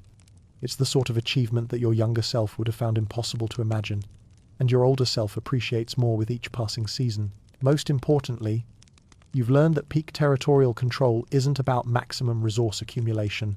It's about achieving the sort of sustainable balance between resource security and management efficiency that provides long-term stability rather than short-term abundance. Your territory represents not just current prosperity, but future security, not just personal success, but community contribution, and not just territorial ownership, but environmental stewardship that benefits the broader ecosystem of which you're now a significant part. Watching your offspring make the same mistakes you did provides a unique form of entertainment that combines parental pride, nostalgic recognition, and the sort of resigned frustration that comes from being unable to transfer experience directly through genetic inheritance, rather than watching them learn everything the hard way. Your first calf arrives with the same bewildered expression you remember having during your own introduction to the world, and immediately begins demonstrating that the fundamental challenges of gazelle existence remain consistent across generations, regardless of accumulated parental wisdom or improved territorial resources. The birth itself happens with the sort of efficient biological precision that makes human childbirth look unnecessarily complicated and dramatically overproduced. One day, you're dealing with a pregnant partner whose mobility and grazing patterns require strategic accommodation, and the next day, there's a small, wobbling gazelle who treats the entire world like a puzzle designed by someone with a questionable sense of humor and an apparent obsession with gravity-related challenges. Your approach to childcare follows what could charitably be called the minimalist school of parenting philosophy. Keep them alive, teach them the basics of survival, and release them into the wild with enough competence to avoid immediate death, while maintaining just enough anxiety to prevent overconfidence. It's like being a driving instructor whose curriculum covers both vehicle operation and defensive tactics, with final exams that involve real-world scenarios where failure has permanent consequences. The keep them alive phase turns out to be more challenging than you anticipated, requiring constant vigilance about threats that your calf hasn't learned to recognize yet. Combined with the sort of strategic positioning that allows continued territorial management while maintaining protective oversight of someone who treats predator avoidance like an optional safety recommendation rather than a fundamental life requirement. Your calf approaches the world with the fearless curiosity that would be admirable if it weren't so potentially fatal. Teaching the basics involves demonstrating survival techniques that you've internalized to the point of unconscious competence, only to discover that breaking down complex behaviors into learnable components requires pedagogical skills you didn't know you'd need. Explaining how to identify edible versus poisonous plants to someone who lacks the vocabulary for poisonous involves a lot of physical intervention and dramatic facial expressions that convey "definitely don't eat," that more effectively than any verbal warning system gazelles might theoretically possess. The predator awareness curriculum proves particularly challenging, since your calf's initial response to potential threats ranges from complete obliviousness to panic levels that would be appropriate for actual apocalypse scenarios, but are somewhat excessive for distant bird movements that might theoretically represent aerial predators. Finding the middle ground between adequate caution and functional paralysis requires more patience than you thought you possessed, combined with teaching techniques that rely heavily on repetition and practical demonstration. Your calf's social development provides opportunities to observe gazelle childhood from the perspective of someone who remembers being equally confused by the unspoken rules of herd dynamics, territory boundaries, and the complex etiquette that governs interactions between gazelles of different ages, social positions, and territorial affiliations. Watching your offspring navigate these social challenges while making exactly the same awkward mistakes you made provides a humbling reminder that competence is learned rather than inherited, and that even the most obvious survival strategies must be discovered through personal experience rather than parental explanation. The pride you feel during your calf's successful achievement, milestones first, successful predator avoidance, competent grass selection, adequate social interaction with peer group members, is complicated by the growing realization that each developmental success represents a step toward the inevitable independence that will make your parental oversight both unnecessary and unwelcome. You're essentially training your replacement in the territorial and survival skills that will eventually allow them to compete with you for resources, mates, and social status in the broader gazelle community. The resignation aspect of parenting becomes apparent as you watch your offspring stumble through awkward phases that mirror your own developmental challenges, but with the added frustration of being unable to prevent their mistakes through direct intervention. Your calf discovers thorniness through personal experience despite your attempts to demonstrate safe plant navigation techniques. They learn about social boundaries by violating them and dealing with the consequences rather than accepting your guidance about appropriate territorial behavior.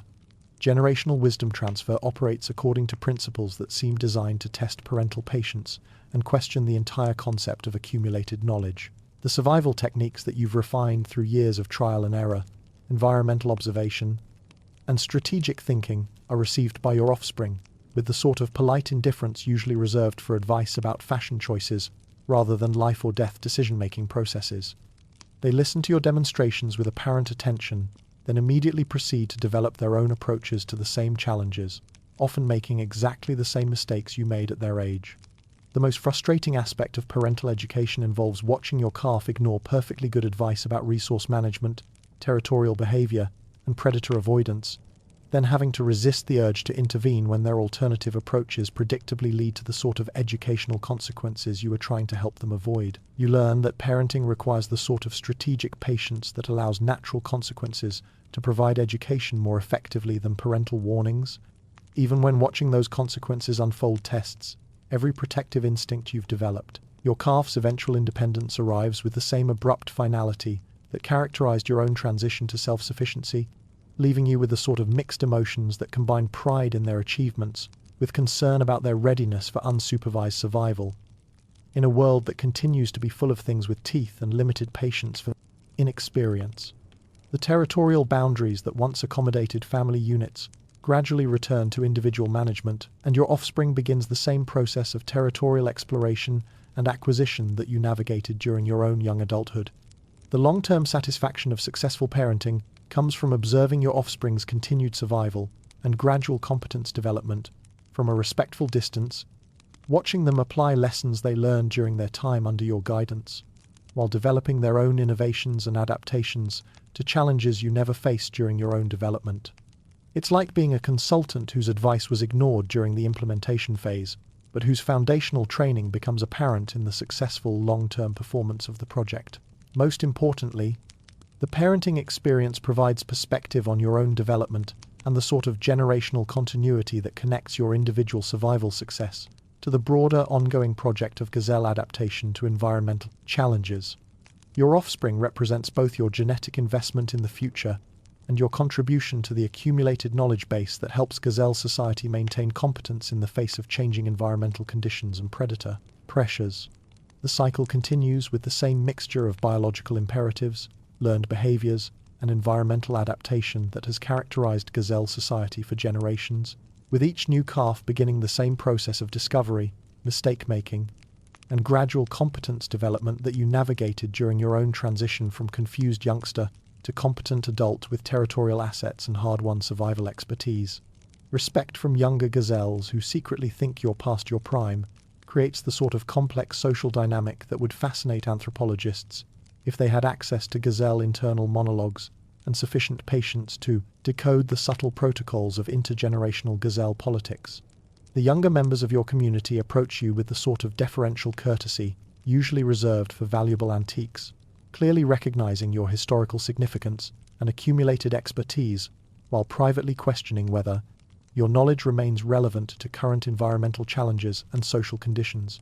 This respectful skepticism manifests in the way young adult gazelles seek your advice about territorial acquisition, seasonal timing, and predator avoidance strategies, then supplement your recommendations with their own research and contemporary approaches that reflect their confidence in more recent techniques. They listen to your explanations of traditional water-finding methods, while simultaneously developing their own innovations based on environmental changes you may not have fully adapted to, creating a diplomatic tension between respecting elder knowledge and embracing generational progress. The younger gazelle's assessment of your current competitive capabilities operates through carefully indirect observation and politely disguised testing of your continued territorial control, physical performance, and social influence within the broader community. They watch your response times during predator alerts, evaluate your grazing efficiency compared to their own energy levels, and monitor your interactions with other community members for signs that your social status might be shifting in ways that create opportunities for ambitious newcomers. Your awareness of this ongoing evaluation adds layers of performance pressure to daily activities that were previously routine aspects of territorial management and community participation. Every territorial boundary defense becomes a demonstration of continued competence. Every resource management decision gets interpreted as evidence of your strategic thinking capabilities, and every social interaction provides data about your ongoing relevance to community dynamics and decision-making processes. The responsibility of being a living example creates the sort of behavioral expectations that transform routine survival activities into educational demonstrations for community members who are learning through observation rather than explicit instruction. Younger gazelles study your approaches to seasonal preparation, territorial diplomacy, and resource allocation with the focused attention of students preparing for comprehensive examinations, where the grade is measured in terms of continued existence rather than academic achievement. This educational responsibility extends beyond just survival technique demonstration, to include modeling the sort of mature social behavior that maintains community stability while managing individual territorial and reproductive interests. Your interactions with neighbors, responses to territorial challenges, and participation in group activities during seasonal migrations provide templates that younger community members use to develop their own approaches to adult social navigation and conflict resolution. The pressure of being a positive role model is complicated by the growing awareness that your mistakes now have educational consequences that extend beyond personal survival outcomes. When you make poor timing decisions about seasonal movements, choose inadequate responses to territorial challenges, or demonstrate suboptimal resource management techniques, you're not just risking your own survival, you're potentially miseducating community members who are basing their own strategic development on observation of your performance. Sharing hard-won wisdom that sounds like common sense until someone ignores it and gets eaten represents perhaps your most frustrating contribution to community education and safety. The survival principles that you've learned through years of environmental observation, predator encounters, and seasonal challenge navigation appear obviously sensible when explained in retrospective analysis, but prove remarkably difficult to convey in ways that prevent younger gazelles from needing to verify them through personal experimentation. Your attempts to share practical knowledge about water source evaluation, territorial boundary management, and predator behavior assessment are received with the sort of polite attention that suggests your audience finds your information interesting, but not necessarily applicable to their own more contemporary survival challenges. They listen to your explanations of traditional drought survival techniques while developing their own approaches based on environmental conditions that may differ from your historical experience. The most effective knowledge transfer happens through indirect demonstration rather than explicit advice giving, allowing younger community members to observe your decision-making processes during actual challenging situations and draw their own conclusions about effective strategies. When your water-finding techniques successfully locate resources during drought periods, when your territorial defense strategies maintain control without excessive energy expenditure, or when your predator avoidance timing prevents dangerous encounters, the educational value becomes apparent through practical results rather than theoretical explanation. The comfortable rhythm of established routines provides stability for both your own daily survival management and the broader community structure that depends on reliable resource access and predictable social dynamics. Your territorial maintenance, seasonal preparation, and community participation operate according to patterns that have been refined through years of experience and adapted to local environmental conditions in ways that optimize efficiency while maintaining flexibility for unexpected challenges. These established routines create scheduling predictability that allows younger community members to coordinate their own activities around your resource usage patterns, territorial boundary management, and seasonal movement timing. Your regular grazing schedules, water access timing, and territorial patrol routes provide structure that helps the broader community optimize resource utilization while avoiding conflicts that could compromise everyone's survival prospects. The elder status benefits include priority access to premium resources during scarcity periods, consultation roles in community decision-making about seasonal movements and territorial disputes, and the sort of social influence that allows you to shape group responses to environmental challenges and predator threats. Community members seek your input on timing decisions for major movements, resource allocation during drought periods, and conflict resolution strategies when territorial disputes threaten community stability. Your contributions to community leadership operate through consensus building rather than authoritarian decision-making, providing guidance and historical perspective that helps the group make informed choices about collective survival strategies. Your experience with previous drought cycles, seasonal timing variations, and predator behavior patterns provides data that improves group decision-making about resource management, movement, timing, and risk assessment for community activities. The gradual transition towards senior community status involves reducing direct territorial competition while increasing advisory and consultation responsibilities that contribute to group survival without requiring the sort of physical performance that characterized your peak territorial control period. You're becoming more valuable as a strategic resource than as a competitive threat, providing knowledge and experience that benefit the entire community while requiring less direct involvement in resource competition. Most importantly, your elder status represents the successful completion of the gazelle life cycle's primary challenges, while positioning you to contribute to the next generation's survival education and community stability. You've achieved the sort of sustainable competence that allows you to serve as both individual success story and community resource, demonstrating that gazelle society benefits from supporting experienced members who can provide guidance without competing directly for limited resources. The respect you've earned is based on demonstrated competence over multiple seasonal cycles, successful territorial management, and the sort of strategic wisdom that comes from having navigated the full range of environmental and social challenges that define adult gazelle existence. You've become living proof that it's possible to achieve long-term success in a world designed to eliminate the incompetent while simultaneously serving as a resource for community members who are still learning to navigate the same challenges you've already mastered. When speed becomes more of a suggestion than a guarantee, you discover that gazelle aging involves the sort of gradual physical negotiations that would be familiar to anyone who's ever owned a car that's moved from reliable transportation to transportation with character.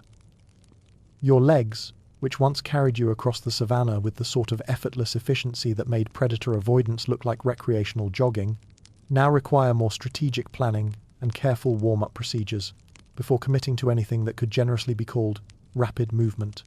The change isn't dramatic. There's no specific morning when you wake up slow, but rather a gradual recalibration of what constitutes reasonable expectations for your physical performance. The burst of speed that once carried you safely out of predator range now needs to be deployed more carefully, like a limited resource that requires conservation for moments when it's genuinely necessary, rather than something you can access casually for routine territorial displays or showing off during social interactions. Your joints develop what could charitably be called weather sensitivity, providing advance warning about atmospheric pressure changes, humidity fluctuations, and seasonal transitions, with the sort of accuracy that would make meteorologists envious if they knew how to interpret the subtle messages your knees send about approaching rain systems. Your left hip has become particularly skilled at predicting drought conditions, while your shoulder joints seem to specialize in forecasting the sort of seasonal wind changes that affect grazing conditions and predator movement patterns. This involuntary weather prediction service proves surprisingly useful for strategic planning, allowing you to anticipate environmental changes before they become apparent through traditional observation methods. You can begin seasonal preparation activities, adjust territorial resource management, and modify daily routines based on information provided by your increasingly vocal skeletal system, giving you temporal advantages over younger gazelles, who still rely on external environmental cues for their planning processes. The gradual shift from apex gazelle to experienced survivor involves recalibrating your self-concept around strategic intelligence rather than physical dominance, wisdom rather than raw capability, and efficiency rather than impressive displays of athletic competence. You're transitioning from the sort of gazelle who solves problems through superior performance to the sort who solves them through better planning, resource conservation, and the kind of strategic thinking that prevents problems from requiring athletic solutions in the first place. Learning to work smarter instead of harder finally becomes not just a theoretical concept, but a practical necessity for continued survival and territorial maintenance. Your approach to daily activities shifts toward optimization strategies that achieve necessary outcomes while conserving energy for situations where physical performance can't be substituted with cleverness or experience. You develop techniques for efficient grazing that maximize nutrition while minimizing movement, water access strategies that reduce travel time and exposure risk, and territorial maintenance approaches that rely more on reputation and strategic positioning than on demonstrated readiness for physical confrontation. Your body's changing capabilities force innovations in survival technique that you probably should have developed years earlier, but never needed, while you could simply outperform challenges through superior physical capacity. You learn to use terrain features more effectively for protection and concealment, to time activities around optimal environmental conditions rather than personal convenience, and to leverage social relationships for mutual support, rather than trying to handle everything independently through individual capability. Most importantly, you begin to understand that physical decline doesn't necessarily mean decreased survival competence. It means transitioning to a different type of competence that relies more heavily on accumulated knowledge, strategic thinking, and efficient resource utilization than on the sort of raw athletic performance that characterized your peak years. Your changing body is teaching you to be a different kind of gazelle, one who succeeds through wisdom rather than speed, experience rather than strength, and strategic patience rather than explosive response capability. Younger gazelles taking over your favorite spots happens with the sort of inevitable progression that characterizes all natural succession processes, though that doesn't make it any less personally irritating when you arrive at your premium morning grazing location to find it occupied by someone who was probably still figuring out how legs work when you first claimed territorial rights to that particular patch of excellent grass. The displacement isn't confrontational. Younger gazelles approach territorial transition with the sort of respectful courtesy that acknowledges your historical claims, while gently suggesting that perhaps it's time to consider alternative arrangements. The negotiation process operates through the subtle diplomacy that gazelles have perfected over generations, involving strategic positioning, meaningful glances, and the sort of patient waiting that allows face-saving transitions rather than dramatic territorial conflicts. The younger gazelles make their interest in your prime real estate apparent while providing opportunities for you to gracefully relocate to secondary but perfectly adequate alternative areas. Maintaining your dignity, while acknowledging the practical reality that territorial defense requires energy reserves, you might prefer to allocate toward other survival priorities. Your response to these territorial transitions reflects a growing understanding that letting go of premium resources voluntarily feels better than having them taken through direct challenge, and that maintaining good relationships with the community's rising generation provides long-term social benefits that outweigh the short-term inconvenience of adjusting your daily routines to accommodate new territorial arrangements. You're learning the art of strategic retreat that looks like generous mentorship rather than forced retirement. The mixed blessing of no longer having to prove yourself manifests as relief from the constant performance pressure that characterized your peak territorial years, combined with occasional nostalgia for the days when your capabilities were unquestionable and your social status was maintained through demonstrated competence rather than accumulated reputation. You no longer wake up each morning wondering whether today will bring challenges to your territorial control, mate retention, or community standing, but you also no longer wake up with the sort of confident energy that made those challenges feel like interesting problems rather than exhausting obligations. This freedom from competitive pressure allows you to appreciate aspects of gazelle existence that were previously overshadowed by the demands of territorial management, resource competition, and social position maintenance. You can graze for pure enjoyment rather than strategic nutrition, rest during optimal comfort hours rather than tactically advantageous timing, and interact socially based on personal preference rather than diplomatic necessity or competitive advantage. Watching the cycle continue with new generations of confused youngsters provides the sort of perspective that comes from having survived long enough to see patterns repeat across multiple generations.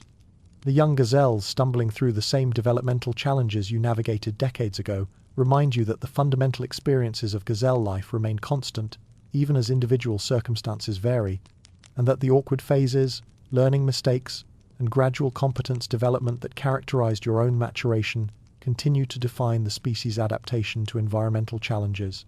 The quiet satisfaction of having made it this far involves more than simple survival achievement. It represents successful navigation of the complete gazelle life cycle, from confused youngster through competent adult to respected elder, with accumulated experiences that demonstrate the possibility of long-term success in a world designed to eliminate the inadequate. You've become living proof that gazelle survival strategies work when applied with persistence, intelligence, and reasonable luck, providing hope and practical guidance for community members who are still working their way through earlier developmental phases. Your continued presence in the community serves as both historical continuity and practical resource, connecting current environmental challenges with accumulated knowledge about previous similar situations, while providing the sort of strategic wisdom that comes from having personally experienced multiple complete seasonal cycles, territorial transitions, and community leadership changes. Finding peace in simpler pleasures represents perhaps the most unexpected development of your advanced age, as if your priorities have been quietly reorganized by someone with better sense than your younger self possessed about what actually constitutes meaningful gazelle satisfaction. The complicated strategic considerations that once dominated your daily decision-making, territorial optimization, competitive positioning, resource maximization have been replaced by appreciation for more immediate and accessible forms of contentment. Grass that tastes particularly good, sunshine that warms your back at exactly the right angle, and the profound luxury of extended periods where nothing is actively trying to kill you. Good grass, it turns out, provides more genuine satisfaction than premium grass obtained through competitive territorial acquisition. The difference in nutritional quality may be negligible, but the absence of stress associated with defending prime grazing resources makes every meal more enjoyable. You've learned to appreciate the subtle flavor variations of common grass varieties that you previously overlooked while pursuing more prestigious dining options, discovering that contentment comes more from peaceful consumption than from exclusive access to superior vegetation. Warm sun becomes a simple pleasure that requires no strategic planning, competitive achievement, or social negotiation. Just the willingness to position yourself appropriately and allow natural environmental conditions to provide comfort, without expecting anything more complicated than the basic physical satisfaction of adequate temperature regulation. You spend increasing amounts of time in what could charitably be called sunbathing. Though gazelles don't typically have vocabulary for recreational thermal management activities, the absence of immediate danger provides a form of luxury that younger gazelles can't fully appreciate because they haven't yet developed the sort of threat assessment skills that make you acutely aware of how rare genuine safety actually is in the natural world. You've learned to recognize and savor the extended periods when predator activity is minimal, environmental conditions are stable, and social dynamics are peaceful enough that survival requires nothing more demanding than routine maintenance activities. Reflecting on a life well survived, if not well planned, involves the sort of philosophical perspective that comes from having accumulated enough experiences to recognize patterns and evaluate outcomes over extended time periods. Your survival success stems less from brilliant strategic planning than from persistent competence, adaptive flexibility, and the sort of reasonable decision-making that avoided catastrophic mistakes while capitalizing on favorable opportunities when they arose naturally. The assessment feels more like reviewing a long journey, where the route was determined by circumstances rather than by advanced planning, but where careful navigation and steady progress resulted in successful arrival at a destination that turns out to be more satisfactory than any specific goal you might have established during younger, more ambitious phases of your development. You made it through the complete gazelle experience without major disasters, accumulated wisdom and competence along the way, and contributed to community stability while maintaining individual survival. The natural conclusion approaches with the sort of dignified understatement that characterizes most gazelle life transitions. No dramatic fanfare, no elaborate ceremonies, just the gradual recognition that your energy is becoming more precious and should be conserved for genuinely important activities, rather than dispersed across all the routine maintenance tasks that once seemed essential for continued survival. Your final seasons may well involve longer rest periods, more selective activity choices, and the sort of peaceful acceptance that comes from understanding you've successfully completed the primary challenges of gazelle existence, while contributing to the ongoing community project of surviving and thriving in an environment that continues to test every generation's adaptation and resilience capabilities. The cycle continues around you, with new gazelles still flopping into the world with the same bewildered expressions and uncertain leg coordination that characterized your own introduction to existence, beginning their own journeys through the same developmental challenges, territorial acquisitions, and gradual competence building that defined your own path from confused youngster to experienced survivor to peaceful elder. What you leave behind isn't the sort of legacy that gets carved into monuments or remembered in epic poems, but rather the accumulated small changes that result from a life spent moving thoughtfully through the landscape, making the sorts of practical decisions that prioritize long-term sustainability over short-term dramatic impact. The worn paths to water that you've helped establish through years of daily travel represent infrastructure development that will serve future generations of gazelles who need efficient routes between essential resources, though they'll probably never think to acknowledge the countless hoofprints that went into creating those convenient shortcuts through otherwise challenging terrain. The grazed clearings scattered across your former territory tell stories of strategic resource management that optimized grass regeneration cycles while providing sustainable nutrition over multiple seasonal periods. Your feeding patterns have shaped the local ecosystem in subtle ways that benefit both gazelle populations and the broader community of species that depend on well-maintained grassland habitats. The areas you chose to graze heavily will recover with improved growth patterns, while the areas you preserved during drought periods retain seed stocks that ensure continued productivity during future favorable growing seasons. Your genetic contributions represent the most traditional form of legacy, though their ultimate success depends on factors largely beyond your control: environmental pressures, predator populations, seasonal variations, and the complicated social dynamics that determine which individuals successfully navigate their own developmental challenges and contribute to subsequent generations.